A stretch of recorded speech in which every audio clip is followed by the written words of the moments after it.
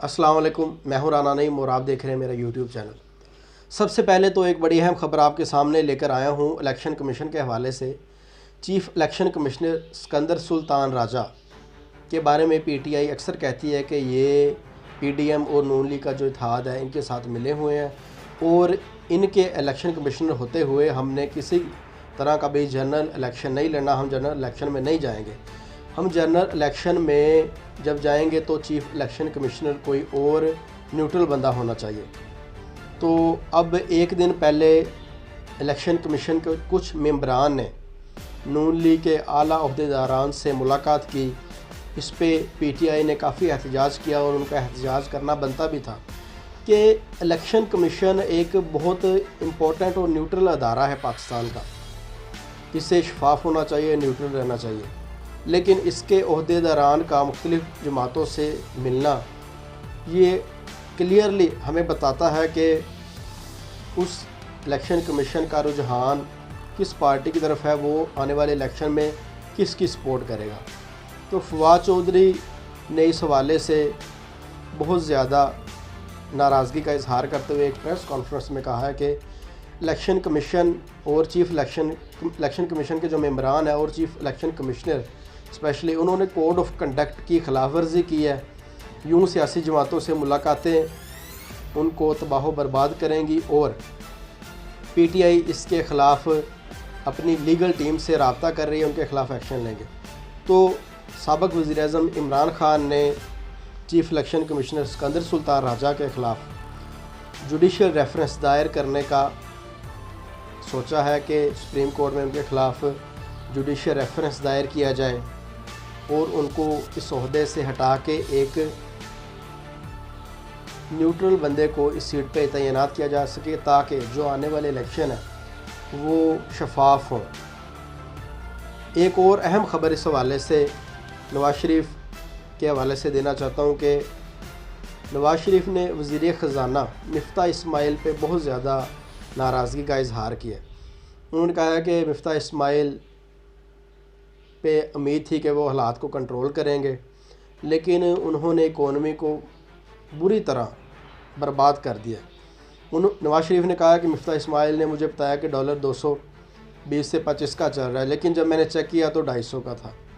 तो 25 रुपये का फ़र्क वो कह रहे हैं कि मिफ्ता इस्माइल को समझ नहीं आता क्या। उन्होंने बड़ी नाराज़गी का इजहार किया। अब कुछ लोग इस हवाले से कहते हैं कि मिफ्ता इस्माइल को नवाज़ शरीफ वज़ीर ख़ज़ाना नहीं देखना चाहते, वो इसहाक डार को वापस लेके जाके वज़ीर ख़ज़ाना बनाना चाहते हैं। लेकिन मिफ्ता इस्माइल कुछ ताकतवर हलके हैं जिनके बहुत ज़्यादा करीब है मिफ्ता इस्माइल, जिस वजह से मिफ्ता इस्माइल को वज़ारत ख़ज़ाना से हटाना नवाज़ शरीफ के लिए एक आसान काम नहीं है, ये कुछ हलके कह रहे हैं। तो अब लगता ये है कि नवाज़ शरीफ जो है वो बड़ी कशमकश का शिकार है। वफाकी हुकूमत पास होते हुए भाई तो वज़ीर-ए-आज़म है, लेकिन ख्वाहिश उनकी थी कि वो ख़ुद आके बने, वज़ीर ख़ज़ाना उनका नहीं है। हालात मुल्क के आउट ऑफ कंट्रोल है, इलेक्शन करीब हैं, तो बहुत ज़्यादा उलझन का शिकार है। उसके अलावा उनकी लाडली मरीम नवाज़ साहिबा वो भी पार्लियामेंट से बाहर है और हुकूमत होते हुए किसी अहम ओहदे पे नहीं बैठी हुई। तो ये तमाम मुश्किलात नवाज़ शरीफ की मुसीबत में मज़ीद इजाफ़ा कर रही हैं और नवाज़ शरीफ जो है वो उनकी जो पार्टी है वो चाहती है नवाज़ शरीफ वापस आके मुल्क में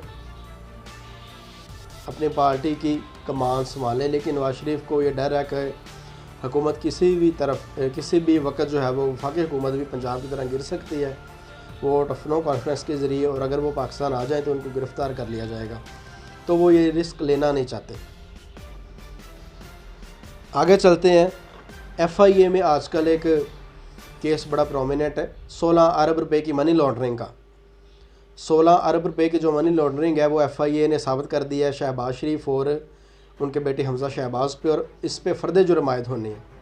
तो उनको कल भी तलब किया गया, आज भी तलब किया गया, लेकिन वो हाज़िरी नहीं दे रहे शहबाज शरीफ और हमज़ा शहबाज। वो कभी कमर दर्द का बहाना बना लेते हैं और कभी किसी और चीज़ का।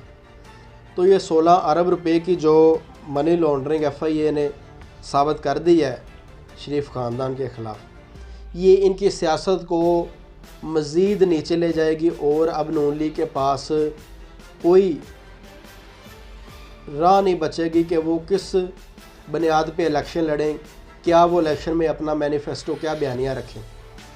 तो हालात शरीफ ख़ानदान के लिए बिगड़ते नज़र आ रहे हैं। और इस हवाले से एक और अहम बात कि उनके शहबाज शरीफ के छोटे बेटे हमज़ा जो सुलेमान शहबाज हैं, वो भी अदालत ने इश्तिहारी करार दे दिए हैं।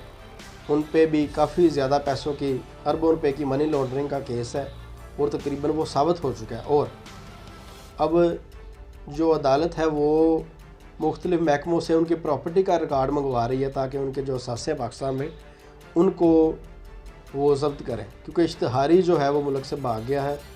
अब कानून के मुताबिक अदालत के पास यही एक रास्ता बचता है कि उसके जो पाकिस्तान में उसकी प्रॉपर्टीज़ हैं उसको वो नीलाम करके अपने पैसे हुकूमत के अकाउंट में जमा करवाएं।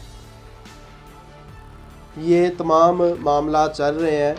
इसी दौरान शाहिद खाकान अब्बासी ने एक बड़ी गलत सी बात कर दी और ये बड़ी अजीब बात लगती है कि हम अगर इक़्तिदार में ना आते तो आज डॉलर 400 का होता।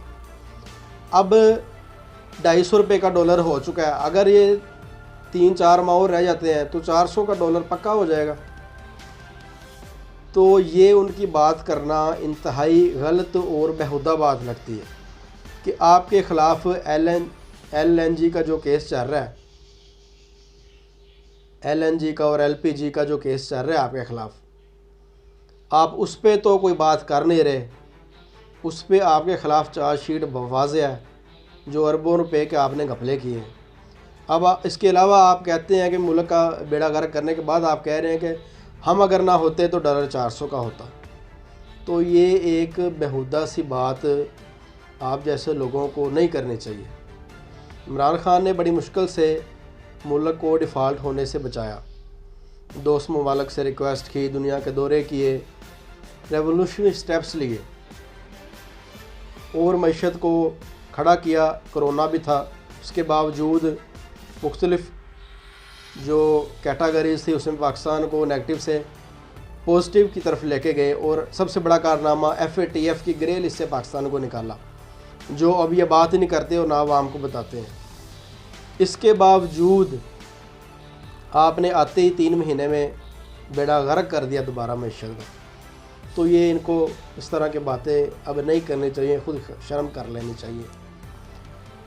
एक जापानी अखबार है, बहुत ऑथेंटिक है, उन्होंने दावा किया है कि पाकिस्तान के जो आर्मी चीफ़ ने रिक्वेस्ट की है अमेरिका के सामने, इससे पाकिस्तान के जो ट्रस्ट है, जो पाकिस्तान की मईशत है वो तो कमज़ोर होगी। पाकिस्तान की जो इकनॉमिक आउटलुक है और जो पाकिस्तान का ओवरऑल एक एतमाद बना हुआ था दुनिया में, वो भी बड़ा नीचे चला जाएगा। उन्होंने कहा कि पाकिस्तान डिफ़ॉल्ट के करीब है और अमेरिका और IMF पाकिस्तान की मदद नहीं कर रहे। तो ये बात दुनिया के बाकी ममालिक जो हैं उनको भी ये तशवीश लाहक करेगी कि वो पाकिस्तान की आइंदा किसी सूरत हाल में भी मदद ना करें, क्योंकि पाकिस्तान अगर कर्ज़ा उनसे ले लेगा तो वापस पाकिस्तान से कर्ज़ा वसूल करना उस मुल्क के लिए बहुत ज़्यादा मुश्किल हो जाएगा। तो एक और अहम बात जो है वो ये कि ताजर बरादरी ने इस मरतबा बिजली के बिल जमा ना करवाने का फ़ैसला किया, क्योंकि हर बिजली के बिल में कमर्शल में 6,000 रुपये फ़िक्स्ड सेल्स टैक्स हुकूमत ने लगा दिया है। ये 6,000 रुपये सेल्स टैक्स ताजर बरादरी के लिए एक, मैं समझता हूँ, बहुत बड़ी ज़्यादती है। कारोबार पाकिस्तान में तबाह हो चुका है, लोगों का सेल कम हो गई है कारोबार की, किसी भी कारोबार की। बिजली के वैसे यूनिट बहुत ज़्यादा महंगे हो चुके हैं और उसके बाद 6,000 रुपये sales tax, fix sales tax जो है लगा दिया है। तो ये एक बहुत बिगड़ती सूरत हाल दिखाई दे रही है इकोनॉमी के हवाले से, और ताजर बरादरी ने इसको जमा ना करवाने का बाकायदा मनसूबाबंदी कर ली है और मुख्तलिफ़ शहरों में इस पर हड़ताल शुरू हो गई है।